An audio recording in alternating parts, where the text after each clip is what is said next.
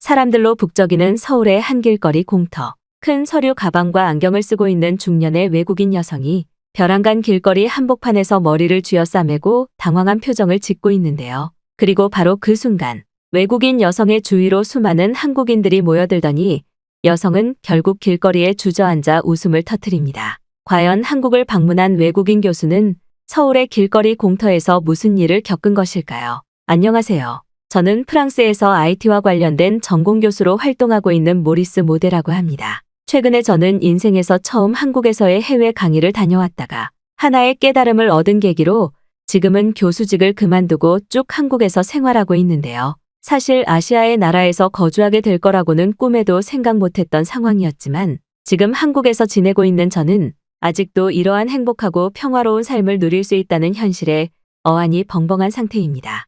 프랑스에서 IT 교수로 근무를 하던 저는 어느 날 학교 측으로부터 해외 출장 강의를 진행해달라는 제안을 받았는데요. 학교 측에서는 일본과 한국을 교차로 이동하며 출장 강의를 해달라는 다소 어려운 제안을 건넸고 저는 큰 고민에 빠지게 되었습니다. 그때까지만 해도 아시아의 나라를 경험해보지 못했던 저에게 일본과 한국은 둘 다 낯선 나라였고 특히 한국은 이름만 들어보았을 뿐 제가 아는 정보가 거의 없었기 때문인데요. 이러한 상황에 저는 결국 먼저 일본에서 강의를 진행하기로 했고 약 3개월 뒤 일본 도쿄에 도착하게 되었습니다. 일본에 도착하기 전 간단한 인터넷 정보들을 찾아봤을 때에는 일본이 아시아에서 그래도 꽤 선진국이라는 말들이 많았지만 일본의 공항에 도착하자마자 저는 이러한 사실들이 모두 거짓이라는 것을 알 수 있었는데요. 일본의 공항에 입국하던 날 엄청난 폭우가 쏟아져서 그런 것인지 저는 입국 심사를 진행하는 것에만 해도 무려 5시간이 넘는 시간이 걸렸는데 더욱 어이가 없었던 것은 저와 같은 외국인들이 공항에 상당히 많이 있었는데도 오직 일본어로만 안내방송이 나왔다는 사실입니다. 특히 무슨 절차와 규정이 그렇게나 많은 것인지 일본의 공항에서는 잠깐 공항 의자에 앉아 휴식을 취하려고 해도 5장이 넘는 서류를 작성해야만 했고 몇몇 일본인들은 제가 일본어를 어려워하는 장면을 보고도 자기들끼리 웃음을 터뜨리며 그저 저를 모른 척했는데요. 사실 일본인의 입장에서는 제가 외국인이기에 당연히 그럴 수 있다고 생각했으나 일본은 이것 말고도 불편한 것이 꽤나 많았습니다. 가까스로 입국 심사를 마친 뒤 짐을 풀기 위해 호텔에 도착했을 때에도 일본의 호텔 측에서는 체크인 시간이 늦어져서 오늘 하루는 체크인을 할 수 없다는 말과 함께 매뉴얼이라 어쩔 수 없다는 말을 반복했고 저는 결국 호텔 숙박 비용의 30%를 돌려받고 길거리로 쫓겨나게 되었습니다. 결국 어쩔 수 없이 강의를 진행하기로 한 일본의 대학교에 다소 이른 시간에 도착한 저는 그곳에서도 환영받지 못한 손님이었는데요. 잠을 오랜 시간 동안 자지 못해 피곤한 상황이었으나 일본 대학교 측에서는 관련 규정이 없다며 비가 엄청나게 쏟아지는데도 저에게 잠깐이나마 쉴 수 있는 교수용 공간과 의자를 제공해주지 않았고 결국 저는 대학교 근처 24시 패스트푸드점에서 밤을 새울 수밖에 없었습니다. 선진국이라고 알고 있던 일본은 실제로 겪어보니 전혀 다른 나라처럼 느껴졌고 특히나 일본인들의 속을 알 수 없고 도움을 주지 않는 딱딱한 사회 분위기와 매뉴얼 응대는 저를 너무나 화나게 만들더군요. 결국 다음날 제대로 씻지 못해 감기에 걸린 저는 일본에서 진행했어야 할 강의를 진행할 수 없다는 유선상 통화를 전달했고 공항 근처 호텔에서 다시 숙박 비용을 지급하고 급하게 잠을 잔 뒤 한국으로 향하게 되었습니다. 하지만 한국도 일본과 비슷하지는 않을까라는 생각에 저는 한참이나 한국으로 향하는 길이 망설여졌고 결국 계획되어 있는 강의는 그래도 진행하자는 생각에 다소 불안한 마음으로 한국행 비행기에 올라타게 되었는데요. 그런데 뜻밖에도 처음 도착한 한국은 어째서인지 선진국이라고 알려진 일본과는 비교도 되지 않을 정도로 최첨단 나라처럼 느껴졌습니다. 특히나 일본에서는 아무리 폭우의 이유가 있었다고는 하지만 입국 심사에 무려 5시간이 넘게 걸렸었는데 신기하게도 한국은 사람이 직접 입국 심사를 하는 것이 아닌 입국 심사 전용 통로와 기계가 있어서 무려 10분도 되지 않는 시간 만에 저는 한국으로 입국할 수 있었는데요. 저는 너무 당황스러워서 게이트에 있던 한국인 직원분에게 어떻게 이렇게 입국 심사가 빨리 될 수 있냐면서 너무나 감사하다는 말을 전달했고 제 말을 들은 한국인 직원분은 오늘은 외국인 승객들이 많아 10분도 다소 늦어진 시간이라며 오히려 저에게 시간이 지체되어 죄송하다는 말을 건넸습니다.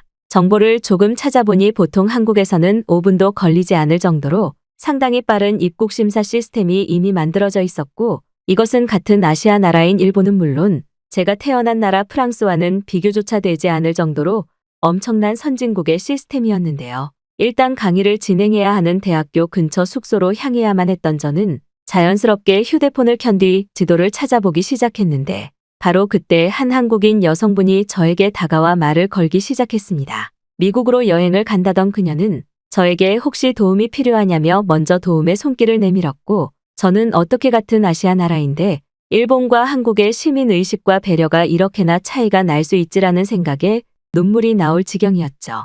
휴대폰 번역기와 글을 통해 제가 도착해야 할 숙소와 대학교 주소를 보여주자 한국인 여성분은 갑자기 눈이 휘둥그레지시더니 저를 이끌고 굉장히 이상하게 생긴 기계 앞에 멈춰 서시더군요. 그리고 바로 그 순간 저는 제 눈을 의심할 수밖에 없었습니다. 놀랍게도 한국의 공항 한복판에는 저와 같은 외국인들을 위해 목적지의 주소를 영어로 입력하면 자동으로 번역이 되어 어떤 교통수단을 타고 공항에서 이동해야 되는지 상세히 알려주는 트래블 기계가 설치되어 있었고, 이것은 마치 은행에 있는 ATM 기계처럼 공항 내부에 꽤나 많이 설치되어 있었는데요. 주위를 둘러보니 저와 같은 외국인들 대부분이 눈이 휘둥그레진 채 해당 기계를 이용해 목적지로 가기 위한 교통수단을 찾아보고 있었고, 저는 한국의 말도 안 되는 최첨단 인프라 기술력에 엄청나게 압도되고 말았습니다. 제가 평생을 살아왔던 프랑스는 오히려 구시대적이고 아날로그적인 부분이 많아서 생활에서 불편함이 굉장히 많았었는데,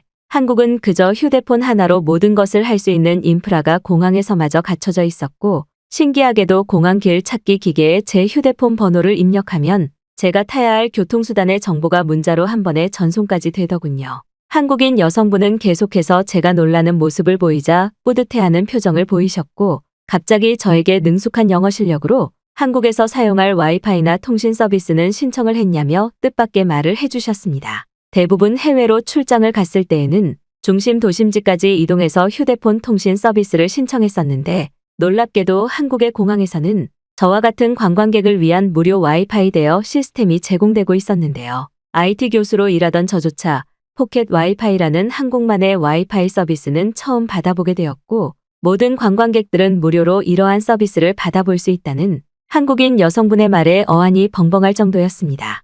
특히나 와이파이 기계의 반납은 한국의 지하철역 그 어디에서라도 간편하게 가능하다는 와이파이 서비스 직원분의 설명은 정말 들으면서도 한국이 이렇게 디지털적으로 발전한 나라였다니라는 생각밖에 들지가 않았습니다. 간편하게 포켓 와이파이를 이용하니 휴대폰의 검색 속도 또한 매우 빨라졌고, 저는 관광객들에게 이렇게나 편리한 한국이라는 나라에 정말 큰 흥미와 행복감마저 느껴졌는데요. 공항에 도착하자마자 불편하고 아무런 배려가 없는 일본의 공항과는 달리 한국의 공항에서는 그 뒤로도 저에게 한국인분들이 몇 분이나 먼저 말을 걸어오시면서 도움이 필요하냐는 따뜻한 시민의식을 보여주셨습니다. 프랑스에서는 오히려 길거리에서 말을 걸면 나의 지갑이나 휴대폰을 훔치려는 사람이 아닐까라는 생각에 경계를 하고 도시 자체가 삭막한 분위기인데, 한국은 이러한 삭막한 도시 분위기와는 달리 도시 전체의 한국인들의 따뜻한 활기와 웃음이 넘쳐나더군요. 그 후 교통 안내문의 지시대로 공항과 연결되어 있는 지하철을 타러 간 저는 공항에서 버스와 지하철, 심지어는 기차까지 연결되어 있는 엄청난 한국의 교통 인프라에 직접 사용을 하면서도 믿어지지가 않았습니다. 사실 일본에서는 공항과 지하철이 가까운 곳에 있기는 했었지만 저와 같은 외국인들은 공항 지하철을 사용하기 위해 무려 5장이 넘는 신분정보 문서를 자필로 작성해야만 했고, 이러한 과정 자체가 저에게는 큰 불편함으로 다가왔던 것이 사실인데요. 하지만 한국은 이미 이러한 신분인증 과정은 5분의 입국 심사에서 모두 끝나버린 듯 아무런 불편함 없이 곧바로 지하철에 탑승할 수 있었습니다. 그런데 인생에서 처음 한국의 공항 지하철 내부로 들어간 저는 들어가자마자 보인 신기한 인프라 시설에 헉하고 소리를 낼 수밖에 없었는데요. 놀랍게도 한국의 지하철 스테이션에서는 음료수를 뽑을 수 있는 자판기는 물론 저와 같은 외국인 관광객에게 꼭 필요한 보조 배터리와 휴대폰 충전기까지 평범한 자판기에서 판매하고 있었기 때문입니다.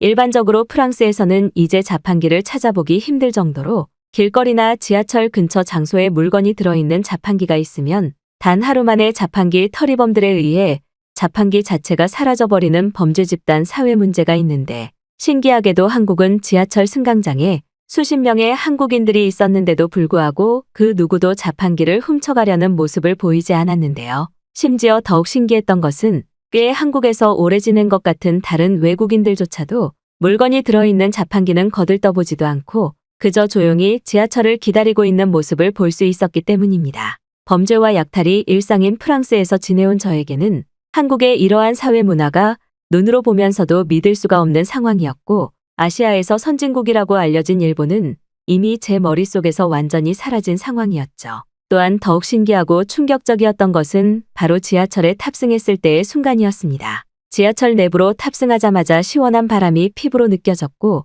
다소 비가 와서 덥고 습한 외부 기온과 달리 지하철 내부에서는 믿기 어려울 정도로 쾌적한 에어컨이 계속해서 가동되고 있었는데요. 사실 일본에서 잠깐 지하철을 탑승했을 때에는 엄청나게 더운 여름이었지만 에어컨이 아닌 구시대적인 선풍기가 지하철 천장 곳곳에 설치되어 있는 것이 전부였어서 하나도 시원하지가 않았는데, 한국의 지하철은 얼마나 돈이 많고 부유한 나라인지 이처럼 시원하고 쾌적한 에어컨이 끊이지 않고 가동되고 있었습니다. 이미 지하철 내부에 탑승하고 있는 한국인들은 이러한 쾌적하고 부유한 생활이 평범한 일상인 듯 그 누구도 신기해하지 않았고, 오직 저와 같은 외국인들 몇몇만이 바람이 나오는 에어컨을 바라보며 감탄을 내뱉고 있었죠. 한참 동안 지하철 내부를 구경하던 저는 한국의 매력에 완전히 홀려버리고 말았고, 시원하고 쾌적한 지하철을 이용해 서울의 한 지하철역에 안전하게 하차할 수 있었습니다. 그런데 지하철 에스컬레이터를 타고 밖으로 나온 바로 그 순간, 저는 눈앞에 펼쳐진 상황에 크게 당황하고 말았는데요. 공항에서 잠깐 그쳤었던 폭우가 엄청난 기세로 다시 쏟아붓고 있었고, 우산이 없었던 저는 그저 멍하니 지하철 내부에서 밖을 쳐다볼 수밖에 없었습니다. 특히 강의를 위해 노트북이 들어있던 가방까지 메고 있어서 오랜 기간 비를 맞을 수도 없는 상황이었기에 저는 약 10분 동안 그저 비가 그치기를 기다렸지만 야속하게도 빗방울은 점점 거세지기만 했는데요. 그런데 바로 그때 지하철 밖으로 나가려던 한 한국인 남성분이 저에게 무슨 문제가 있냐며 말을 걸어오셨습니다. 자신의 이름을 동원이라고 소개한 그는 저의 행색을 보고 여행객인 것 같은데 혹시 우산이 없어서 그러는 것이냐며 친절하게 먼저 말을 걸어주셨고, 저는 어쩔 수 없이 휴대폰 번역기를 이용해 우산이 없는 상황을 설명하게 되었죠. 그런데 동원 씨는 지하철 입구 쪽을 잠깐 살펴보더니 갑자기 얼굴에 웃음을 보이고는 저에게 잠깐만 뛰어가면 된다며 빨리 따라오라는 말과 함께 지하철 밖으로 나가버리고 말았고, 저는 얼떨결에 그의 뒤를 따르게 되었는데요. 그런데 약 1분 정도 뛰던 그때 제 눈에는 굉장히 이상한 시설물이 보이기 시작했습니다. 원통형으로 만들어진 시설물에 들어간 동원 씨는 이곳에 무료로 우산을 빌려주는 공공시설물이 있다며 저에게 공용 비닐우산을 하나 건네주셨고, 저는 바로 그때서야 그곳이 버스 정류장이라는 것을 알 수 있었는데요. 지하철과 가까운 곳에 있던 한국의 버스 정류장은 놀랍게도 버스 정류장 내부에서 안전하게 비나 눈을 피할 수 있는 대피시설이 마련되어 있었고,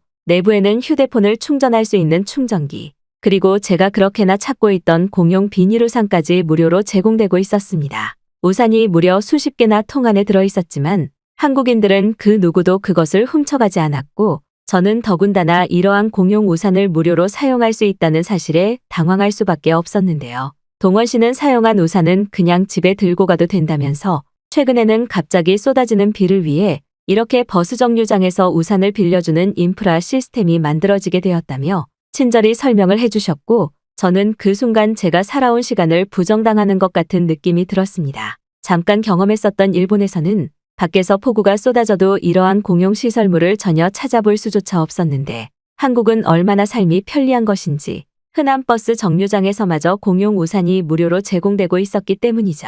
정말 잘 사는 부자 나라가 아니라면 절대 불가능한 사회 인프라 시스템에 저는 동원 씨에게 한국이 이렇게 잘 살고 배려 있는 나라인 줄 몰랐다면서 일본에서 겪었던 일을 설명했고, 동원 씨는 저희 말을 듣더니 한국이 교통 인프라와 같은 시설물에서는 다른 나라보다 압도적으로 좋을 것이라며 뿌듯한 표정을 보였습니다. 그저 흔한 아시아의 나라들 중 하나라고만 생각했는데 한국은 저희 예측 범위를 뛰어넘은 최고 선진국에 가까운 나라였고, 일본과 프랑스는 한국의 발끝에도 못 따라가는 수준 낮은 도시 인프라 시설을 가지고 있는 것이 현실이었죠. 그 후 동원 씨의 도움으로 무사히 숙소에 도착할 수 있었던 저는 다음 날 진행된 한국 대학교에서의 출장 강의에서도 큰 감동을 받을 수 있었습니다. 놀랍게도 한국인 학생들 대부분은 영어는 물론 저희 고향인 프랑스의 불어까지 알아들을 수 있는 수준급의 언어 실력을 갖춘 학생들이 대부분이었고, 저는 일본과 너무나 차이가 나는 한국 학생들의 높은 언어 실력에 크게 당황하고 말았죠. 실제로 일본 대학교에서는 저에게 강의에 사용할 자료들을 무조건 일본어로 전부 번역해서 들고 와달라는 무리한 부탁을 했었는데, 한국은 이럴 필요가 전혀 없을 정도로 한국 학생들의 평균적인 언어 실력이 꽤 높았습니다. 특히 높은 시민의식 때문인지 강의 중에도 매너를 갖춘 한국인 학생들은 저의 첫 번째 한국에서 진행한 해외 강의를 무사히 마무리할 수 있게 해주었고, 저는 바로 그 순간 한국으로의 이민을 결심하게 되었는데요. 프랑스에서처럼 길거리에서 항상 범죄자를 조심해야 되는 필요도 없고,